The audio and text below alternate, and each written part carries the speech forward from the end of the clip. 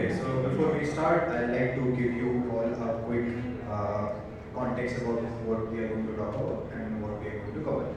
So, you might have heard a lot of things for security and bits of security that's been going on. With this, I want to give you guys a quick speed run on, okay, so security aspects exists, but how do we fundamentally get to the part of it? Right. So, the context would be basically understanding a few basics of like how PIL works, and then a speed run of like how 128-bit security is achieved or can be achieved. Next. Okay, so what is PIL? PIL is basically a language. Consider it as a constrained language. So normally you would write a program in any of the languages like Rust or any other contextual programming language. You write as a programming language context. But with PIL, the state basically changes for you to write this down as more like equation. So consider it as like the constraints are to be satisfied for a resultant to be achieved. Why do we create that kind of a structure for the language? Think that everything has to be evaluated with the state of polynomials being evaluated. So what could be a way of doing it? An easy way of doing it could be basically defining a language that could create those polynomials. And those polynomials are basically working on traces. So think about, we have a degree of a polynomial, let's say 2. And we could potentially write down a string of constraints that define that. So for any constraint to be satisfied and valid, we need these 4 constraint types to be valid. We'll go over it and understand like what they are and what they would potentially be like. Okay, so how many of you are aware about like traces, trace tables, and these kind of things? Okay, no worries. Think about a simple table structure where we have rows and columns, right? Those rows and columns could be 0 and 1s, right? For an overall computation perspective, what we do like evaluate? You evaluate the structure of like movement around the clock, right? Bits moving around the clock. And that is the perspective that we are going to use as a mental model for this. Right. We define a trace with a state of, let's say, rows and columns, where the first row would be 0, 1, 1, 1, or anything of like in order for them to be computed. Right. Now, the 4 constraints the trace table has to satisfy are this identity. What did identity means? That every next row is to be a transition rule for the first one. So this could be, let's say, if I have a value for a-3, then that could be like the next state of row I, the first column of it, has to be an updation or a correlation from the first row. Right, so it's an updation or a correlation from the first state of the row that's being there. Right, that's the first identity rule for a constraint to be satisfied in PIL. Then the other one is lookup. Lookup is basically, think of it as like you need a substantial dictionary for those arguments to exist in a fixed trace for whichever compute that you are doing. So there has to be a fixed state of computes that are available to whom you can match and pick things up. So in order for that to be available and valid, that's like the second constraint that the trace table needs to satisfy. Permutations. So there has to be, this could be thought on a state that, let's say you have 2 columns with different set of numbers or bits arranged. These 2 have to satisfy with a state that both the columns are having the same set of numbers but could have them in different orders. Right? 4. That is connections.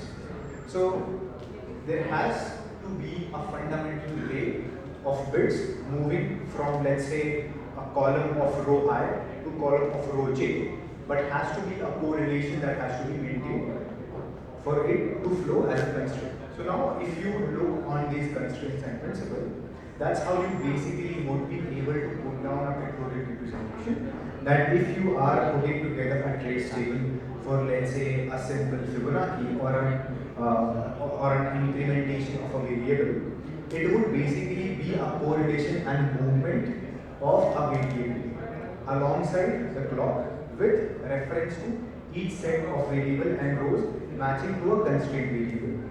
And that's how you could think of like putting this together and creating format of like a polynomial representation which can be further impacted. Okay, so another thing that basically helps us to get there is on a single state of like PIL1. What we used to have is like for every state machine that is being declared. And by this, state machines, think of it as like you're basically writing a state machine in the native language which you can produce traceable. So you're writing an arithmetic state machines, but with PIL so that you have a constraint table for it to be validated and evaluated, right? From PIL1, we used to have like a fixed state of trace table that used to acquire for a certain state of size, but that was not the right thing for us to do. Overall, we move towards the next state of like doing things, and bad cops are basically the next thing that we built upon. That basically helped us to keep those trace tables for a compact size, and the size of the trace table was also maintained. So you have individual size of each state machines to be evaluated as how depth of the traces are. Okay, so then since everything is basically put together as a language, it's basically a state of compilation that passes through it. You basically write a PIL source program, that's a simple constraint program for you to write or any computation. You compile it out, it's a much simple variable to compile. By the way, everything is open source, you can go and check out everything there. And then the constraint tables are basically evaluated and used to and generate a stuff. Okay. Now, since the availability of state machines are individualistic, you basically have the freedom of that to be evaluated and to be distributed. Right? How do we do that, or like how that feasibility of what can be thought about is basically, since each state machine is individualistic, you are basically committing a lattice hash as an accumulator, so that each state machine basically commits to the same state of witness, and you're basically evaluating all of them on a state of witness to be evaluated. Right? That basically ensures us that no state machine that is being computed on any other machine is using their own set of witnesses to compute upon. Right. So now we're basically thinking of things in an isolated manner. We have a state machine that operates on different machines. We are patching it up with a common lattice hash and making sure that everything is working together in a synchronous manner with the key. But in order for security to be aligned, or the soundness of security to be achieved, think of it as like everything is basically achieved in a recursive circuit specification. So like when we start proofs that we are generating via the pins, we're basically generating a state of being like handful traces combined together with like another start compression, multiple layers of recursive proofs, and ultimately getting to a state that can be verified on chain with a realistic state of like cascades as well. So that you're basically getting the state of security soundness, but it's not also that expensive for you to verify it on chain. Okay, so we got a mental model of like what PIL is, how PIL works like, and how we are evaluating things are. And as we go forward with the state of security being implemented and added on, it's basically the choice and decisions that you take as you go further on that. Now, if now I'd like to like add on to a specific point that as we see in this diagram, so think about the fact that we basically started with a single state of Pluvo working on a Goldilocks field. We were able to achieve like 44-bit soundness, But that's not enough for the state of security that we are achieving. Now, there are multiple ways for you to do it. One of the ways is basically to extend it and add another field. Think of it as like you are basically working with real numbers as of now, but then you introduced, let's say, a complex number. Right. Then the field basically increases from like a single state prime field to a plus b plus I, a plus bi. So that's like an extra additional complex field that you added to the same state of like evaluation that is being done. That's like adding another dimension to the complete evaluation that we are doing. Right. So it's like the state of choices that we go on further making on the same decision tree and evaluating things. That's how you basically evaluate or like get to the state of having 128-bit soundness. Yes.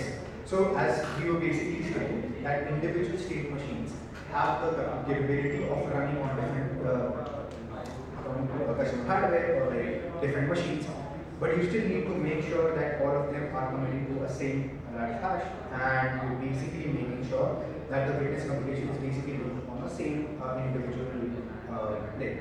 They're basically referencing the same witness, right? One of the ways that this is being done is basically you have a common lattice hash accumulator, which is an additive. It basically gives like a common reference for like an alpha BF3, which gives you a common reference common reference point for like reference for each of the state machines that they are committing and working upon to be relying on the same state of like witness to be transferred. So idealistically, you are not going to have like different witnesses for each of the state machines to work. Okay. So that was like a quick rundown on how things would be. Given the state of how we are evaluating things further, it basically gives us a state of choices for how do we achieve 128-bit security.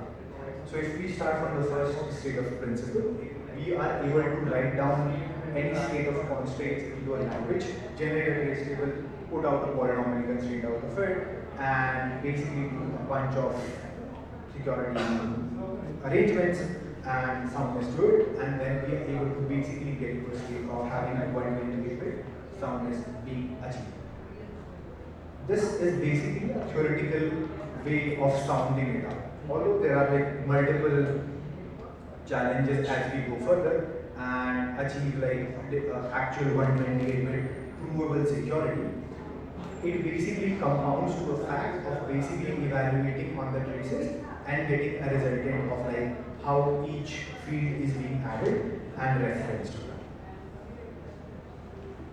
Okay. So PIL2 with 128-bit security, or how do you basically get to that? I will define it in 3 statements. It's basically built using a constraint language. You declare namespaces, polynomial columns, and there are 4 constraint types that make sure that every trace table or a polynomial constraint that you're pulling to evaluate would be a coherent finder. Right?